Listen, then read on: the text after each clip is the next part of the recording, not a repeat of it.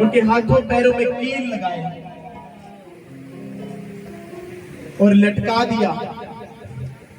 और फिर एक सिपाही नेजा लेकर, भाला लेकर यीशु की छाती में मारता है। बाइबल कहती है खून की धारा वहां से निकलती है। और वही लहू मेरे और आपके गुनाहों के लिए है। उसी लहू के द्वारा हमारी माफी है। ये पवित्र कलाम कहता है। जब आप यशाया 53 उसकी 4 से लेकर 6 आयत पढ़ेंगे, वहां पर साफ बयान होता है कि वो हमारे ही गुनाहों के लिए मारा गया, उस पर ताड़ ना पड़ी, ताकि उसके कोड़े खाने से हम चंगे हो जाएं। जो कोड़े परमेश्वर पर पड़े वो व्यर्थ नहीं थे, वो मेरी और आपकी चंगाई के लिए थे। आज जो ये विश्वास करता है वो कुर्बानी मेरे लिए हुई है, आपकी चंगाई को आप पाएंगे। आमीन। आपके जीवन में कितना भी बड़ा पाप क्यों नहीं हो गया है, लेकिन अगर आप विश्वास करेंगे वो लहू मेरे पापों की माफी के लिए बहाया गया है, और अपने पाप को अगर आप छोड़ देंगे, बाइबल कहती है आप माफी को पाएंगे। आमीन। उस पाप के द्वारा जो भी कष्ट था आपके जीवन से खत्म हो जाएगा। आमीन।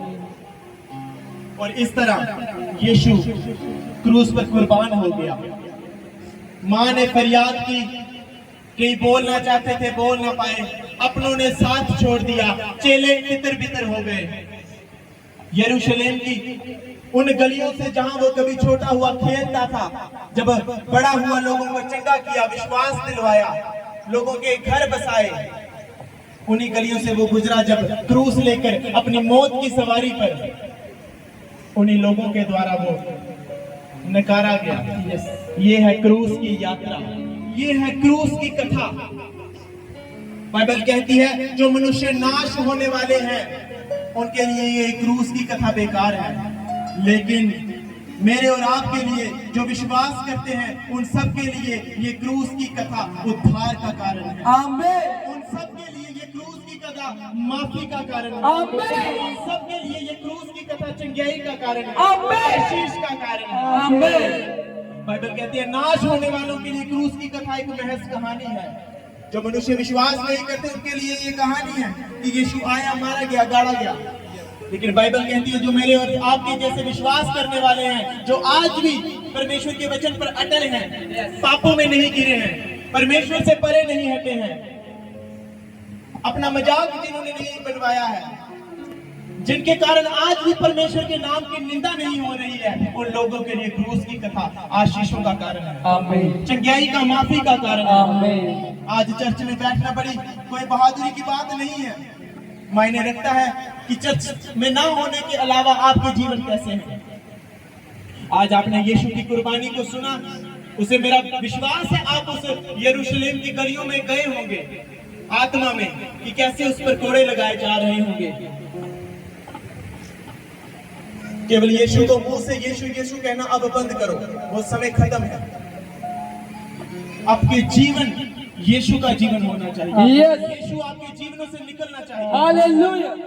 आप एक औरत है, परमेश्वर की महिमा के लिए आपका शरीर, आपका जीवन होना चाहिए। केवल संडे आप यीशु कहने नहीं आए, अगर संडे कहने आए हैं तो घर में जाओ। इस चर्च को, इन चर्च के लोगों को ऐसे लोग नहीं चाहिए जो चर्च में परमेश्वर का नाम फॉर्मेलिटी के साथ करें। आपको घमंड है कि आपके निकल जाने से लोग कम हो जाएंगे, परमेश्वर आपसे बेहतर लोग देगा और दे भी चुका है। लेकिन अपने जीवनों को सोचो। लोगों को बेवकूफ बनाने से पहले ये सोचो आप अपने आप को बेवकूफ बना रहे हैं जब आप परमेश्वर के वचनों से हट रहे हैं।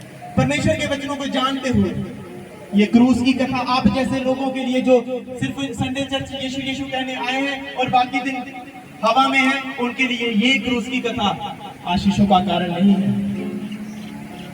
लेकिन हाँ, आप में से बैठे हर एक उस मनुष्य के लिए ये क्रूस की कथा आशीषों का, चंगाई का, बरकत का, सहारे का, उम्मीद का कारण है, जो परमेश्वर को किसी भी हालात में नहीं छोड़ते, हालेलुया।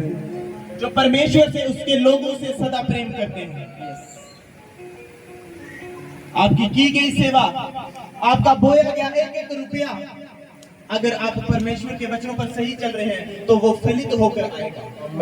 लेकिन परमेश्वर के वचनों पर आप नहीं चल रहे हैं और संडे किसी को दिखाने के लिए चर्च आ गए हैं, पास्टर को दिखाने के लिए चर्च आ गए हैं। आपका बोया गया एक एक रुपया, आपकी की गई सेवा व्यर्थ है।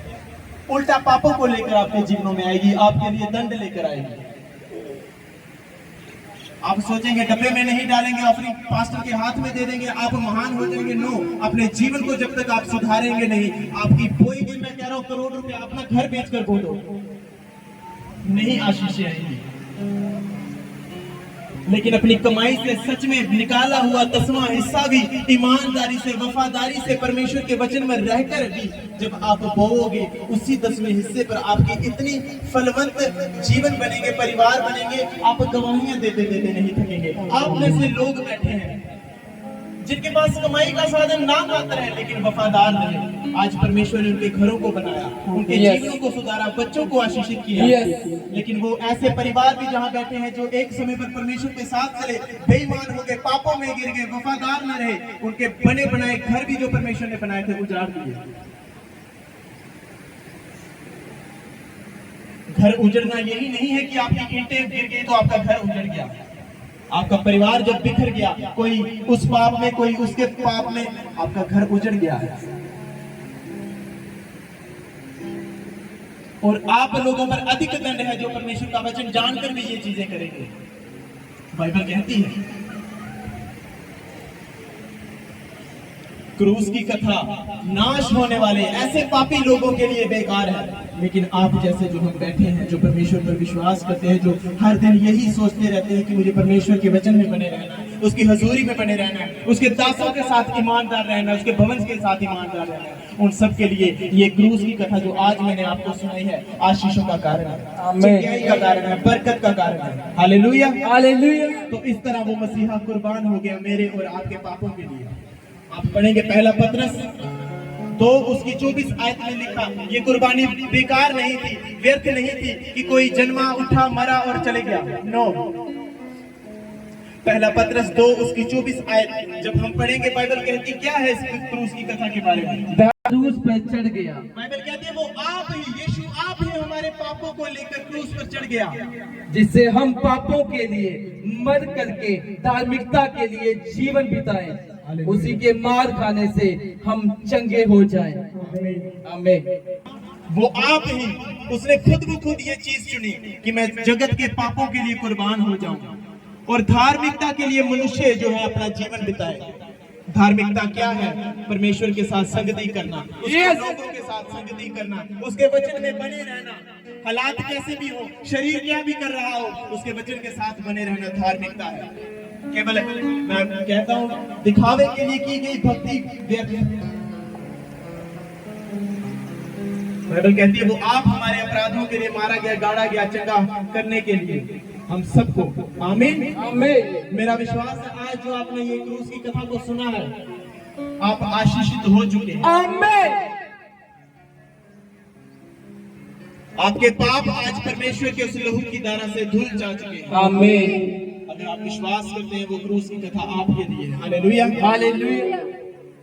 अपने हाथों को उठाओ, अपने बीजों के साथ